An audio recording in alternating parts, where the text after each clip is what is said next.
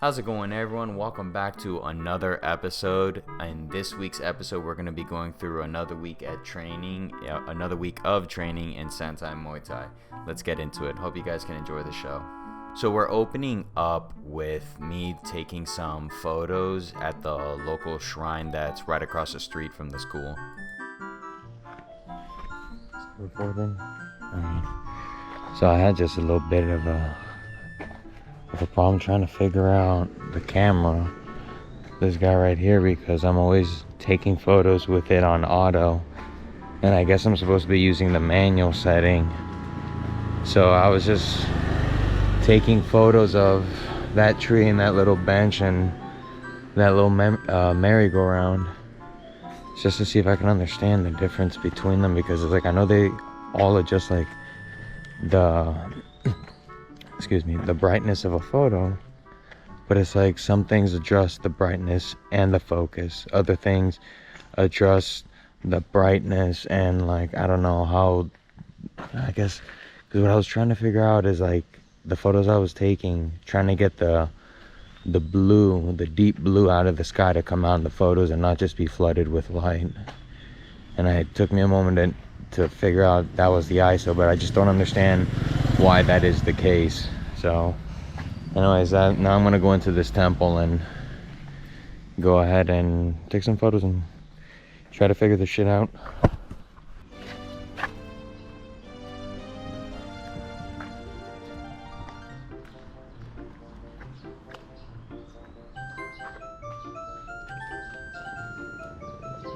Wow, that's a bright one. I kind of get it, because you have to use the other ways to adjust the brightness, because ISO can only go up so high, so you have to use the other two things to bring in more brightness without blowing up the picture. Damn, dude, I don't know why I sound so fucking depressed. I guess this is what exhaustion looks like or something. I took too many punches to the face, I guess.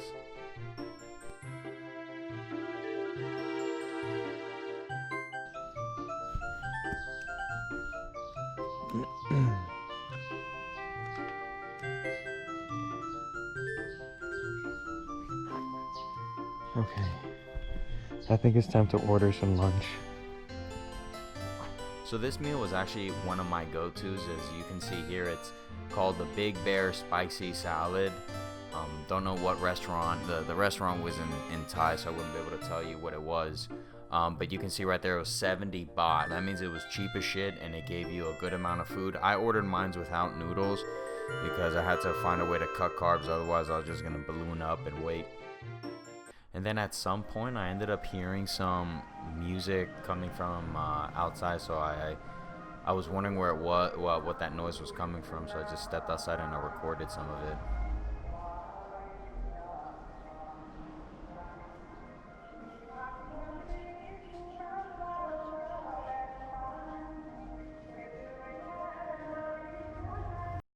Check it out, my boys.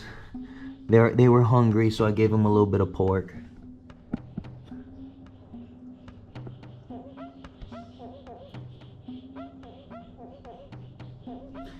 I have a kinship with the ants. Let me help them out. I know what they're trying to do. They're trying to get this sucker all the way over here.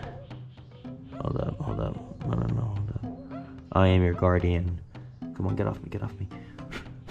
Come on, get off me. There's a big one on me. Fuck me. There was a big boy.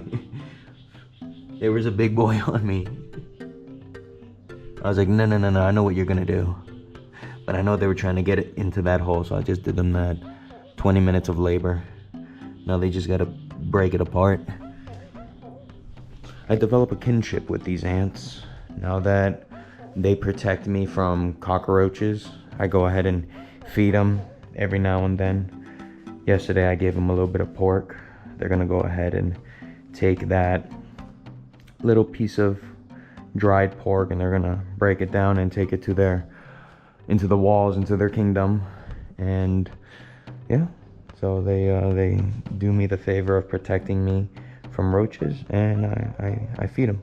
I actually gave them protein a protein shake a little while back. Let's see where it's at. And yeah, they gobbled that shit up. That little, I actually should clean that. But yeah, I laid out a little bit of protein for the little protein shake, a little bit of sugar. They tend to like sugar. They really like coconut juice. So periodically I'll get a little bit of coconut juice and just leave a little drop, a little, you know, a little thank you from me to them, you know. Anyways, I'm gonna go train. Alright guys, so just like last week, and I'm guessing it's becoming more of a common thing that I'm making these little video logs of how I'm feeling at the time. Granted, this is like maybe 3-4 months into a microdose, so you know, if you don't have the attention span to be able to handle this, you're probably gonna have to skip ahead. It's just 3 minutes, but this is kind of like a from the heart feeling of my experiences here so far. Quick little thought. So I was just thinking how, oh my goodness, hold up, oh, my shoulder, pardon me. You know how out here is perfect for me, because I'm either just we're just a bunch of angels with crooked wings, or we're a bunch of scoundrels trying to look for salvation. That this place in a weird ritualistic kind of way is a perfect place for someone to come out here and try to work out these personal demons, however way they may manifest themselves. And it's a big reason why I've been making this trip be a real personal thing, because, you know, out here it's not just about trying to punch people in the head. It's trying to, in this weird almost counterintuitive way of punishing ourselves, but pushing ourselves and challenging ourselves, that we're able to develop understanding for whatever it is that seems to hold us back, either physically or mentally. And Thailand seems to be a perfect place to facilitate this, because not only is the experience itself kind of like this divine journey that does bring a lot of understanding to, you know how you are, and really does prepare, make you a lot better to face the world, I'd wager. But also it's like, you know, you can buy shrooms here, and you can have psychedelic trips or microdose throughout your entire experience here. So it's I don't know, I know that a lot of people are feeling this sense of disconnection, this sense of not knowing where you are, or, you know, how to, you know, go forward with your life. And I feel, not gonna lie, you know, kind of stupid that I'm still thinking like this, because I just feel like I should be established by now. But I don't know, just coming out here has just been really good, just to focus on one thing and really try to push myself. You know, physically it's been easy to push myself, but mentally it's just been really difficult. So it's just, I don't know, I think however way this makes it into the video, I think just Thailand and this whole experience is really good, because it does really bring out a lot of personal grievances that you have with either the world, or I think more importantly you have with yourself, and puts you in kind of a state where you can spend each day on the bag working out those demons. And, you know, and hey, if you need a little bit of a little bit of assistance, you can always just go buy some shrooms and microdose, and, you know, have that help clear the way for you. But that's all. Now I'm gonna go out and throw some kicks and, you know, disassociate. So I was just having a thought about, you know, walking out here and just thinking about, yeah, put everyone coming here to put themselves into a physical exertion to, you know, deal with something or become something. And thinking about how, for me, my demon is this sense of just feeling like just living through life, you know, and just looking at all that I could have become, but I didn't, because I was just not holding myself accountable. And then I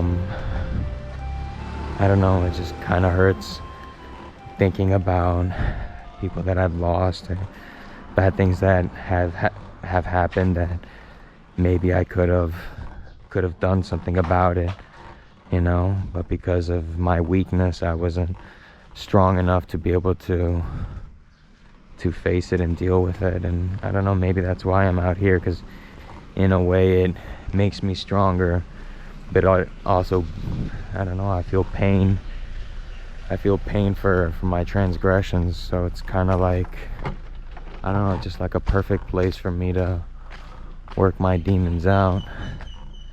And I don't know, and I'd say that if you want a more metaphorical an easier way to understand how I'm feeling, is like go watch Fooly Cooley in that episode where he swings the bat at the asteroid, the baseball, and hits swings the bat at the baseball into the asteroid or some shit like that, and you'll see what I'm saying.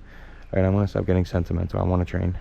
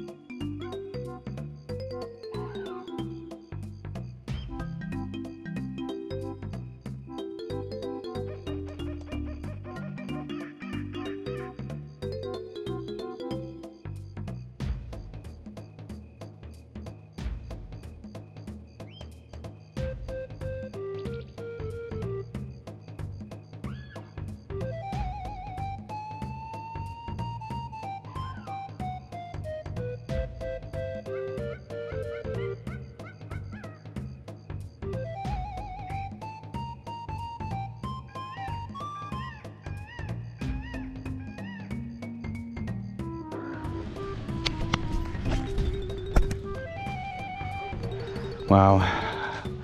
So I'm actually incredibly lucky. I left my GoPro attached to a metal beam in the school pretty much for like 3 hours and nobody stole it. So I am incredibly fortunate. Holy shit. Yeah, I don't know how that shit would play out in other parts of Thailand, but wow. Don't I have such a bad habit of leaving the camera and just completely walking away. Holy shit.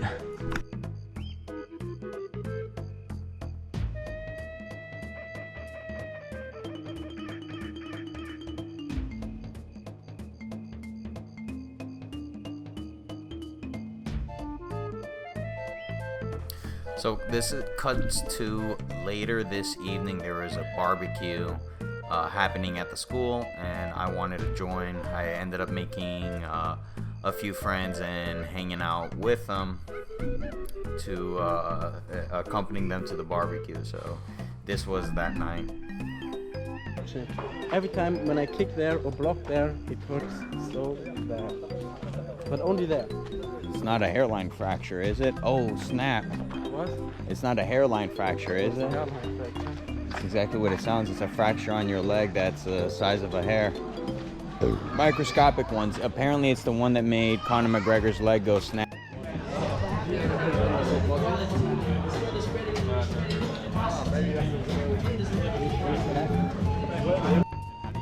Those two, by the way, the French guy and the German guy right there in that scene, are the two coolest motherfuckers you will ever meet in Santai. So if you ever see them, like, those guys are the most badass bros you will ever come across. They're hilarious, they're funny as fuck, and they ended up becoming my best friends in Thailand. So if you meet them, tell them I say what's up. Well, guys, I hope you're able to enjoy this week's episode. If you like what you've been seeing so far, I would really appreciate a like, comment, or subscribe, ring that notification bell, the typical YouTube stuff. And next week, I'll be back with another episode of my trip to Thailand. I hope to see you guys then. Peace.